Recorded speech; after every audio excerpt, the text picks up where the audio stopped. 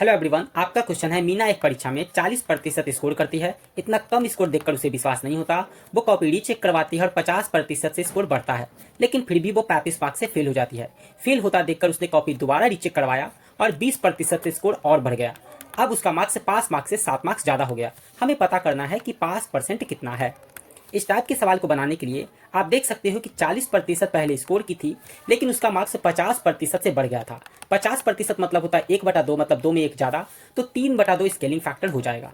2 के पहाड़ में 40 20 बार में कट जाएगा, यानी कि 20 या 60% मार्क्स हो गया था, लेकिन वो 35 मार्क्स से फेल हो गई थी। फिर से उसका मार्क्स 20% बढ़ा था। 20% मतलब होता है 1/5, मतलब 5 में 1 ज़्यादा, यानी कि 6/5 स्केलिंग फैक्टर हो जाएगा। तो 60% का 6/5 अब स्कोर हो जाएगा। तो 5 के पहाड़ा में 12 बार में, यानी अब स्कोर 12/72% हो गया और उसका मार्क्स पास मार्क्स से 7 मार्क्स ज़्यादा हो गया। -35 से +7 हो गया, यानी कि 42 का डिफरेंस है। 42 का प्रतिशत में 60% से 72%, यानी कि 12% का डिफरेंस है। यानी कि इसी 12% की वैल्यू किसके बराबर है? 42 के बराबर है। 12% की वैल्यू 42 के बराबर हो गई। आप देख सकते हो कि 72% मार्क्स था तो 7 मार्क्स ज़्यादा था।